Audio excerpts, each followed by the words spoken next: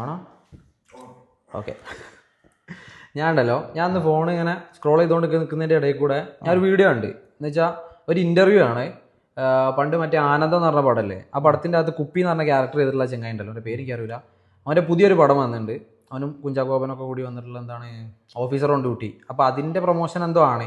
അപ്പോൾ അതിൻ്റെ ചെറിയൊരു ബൈറ്റ് വന്നിട്ടുണ്ട്. ചെങ്ങായി പറയുന്നത് എന്താണെന്ന് വെച്ച് കഴിഞ്ഞാൽ, നമ്മുടെ നാട്ടിൽ ഈ കള്ളും കഞ്ചാവ് അടിക്കുന്നതും ഡ്രഗ്സും കാര്യങ്ങളൊക്കെ ഒന്ന് ഒഴിവാക്കി കഴിഞ്ഞാൽ, അല്ലെങ്കിൽ അതൊക്കെ നിരോധിച്ചു കഴിഞ്ഞാൽ നമ്മുടെ നാട്ടിലത്തെ കംപ്ലീറ്റ് പ്രശ്നങ്ങൾ തീരൂല എന്നാണോ പറയുന്നത്? തീരുമോ എന്നിങ്ങനെ ഒരു ഇന്റർവ്യൂവിനോട് ചോദിക്കുകയാണ്.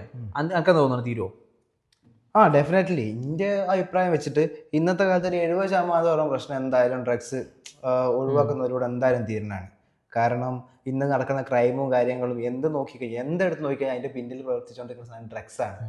സ്വബോധമില്ലാതാണ് ആൾക്കാർ ഇന്ന് ഡ്രഗ്സിന് അഡിക്റ്റ് ആയിട്ട് അവരുടെ സ്വബോധം നഷ്ടപ്പെട്ടിട്ട് പെരുമാറിക്കൊണ്ടിരിക്കുകയാണ് ആളുകളുടെ ഇടയിൽ.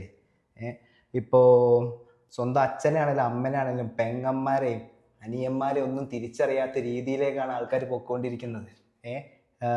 നമ്മുടെ ഏറ്റവും കൂടുതൽ ഞാൻ നോക്കിയിട്ട് ഏറ്റവും കൂടുതലായിട്ട് നടന്നുകൊണ്ടിരിക്കുന്ന സംഭവം ലഹരി വേട്ട മാത്രമാണ്.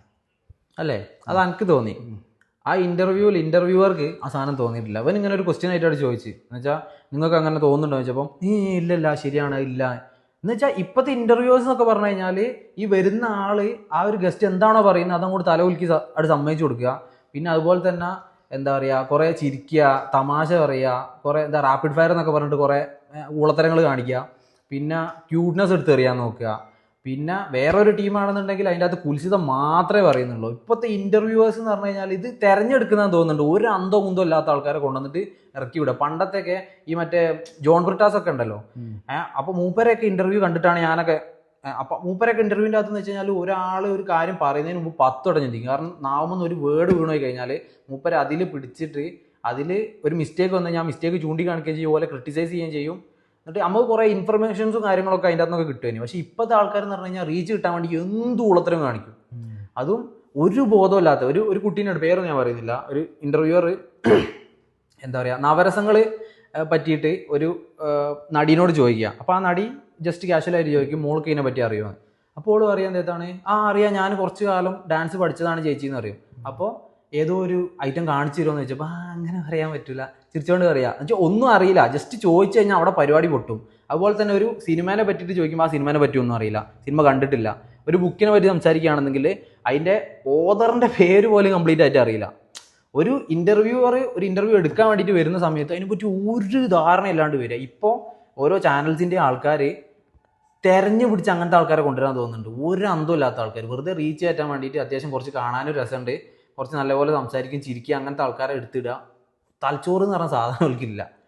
ഈ കുട്ടിക്ക് ശരിക്കും അങ്ങോട്ടേക്ക് പറയാം എന്ന് വെച്ച് കഴിഞ്ഞാൽ ഒരു പരിധി വരെ നമുക്ക് ഇത് തടയാൻ പറ്റും. കാരണം ഡ്രഗ്സ് യൂസ് ചെയ്തിട്ടുള്ളതാണ് ഇപ്പോൾ വരുന്നതിൽ ഏകദേശം ഒരു 70-80% ക്രൈമുകളും വരുന്നത്. അപ്പോൾ ഈ ഡ്രഗ്സും കാര്യങ്ങളൊക്കെ ഒഴിവാക്കി കഴിഞ്ഞാൽ നമുക്കൊരു പരിധി വരെ നിർത്താൻ പറ്റുമെന്ന് ഒറ്റ കാര്യം ഡിഫെൻഡ് ചെയ്ത് പറഞ്ഞു കഴിഞ്ഞാൽ ആ ചർച്ച അങ്ങോട്ടും ഇങ്ങോട്ടും ഗിവ് ആൻഡ് ടേക്ക് ആയിട്ട് പോകും.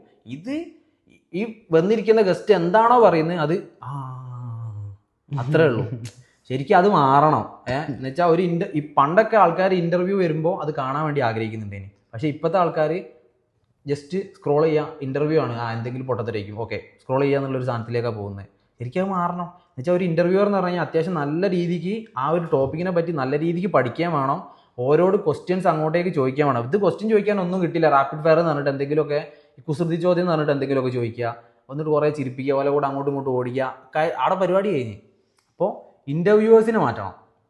അത്യാവശ്യം കുറച്ച് അതിനെ പറ്റിയിട്ട് എന്തെങ്കിലുമൊക്കെ ഒരു അന്തമുള്ള ആൾക്കാർ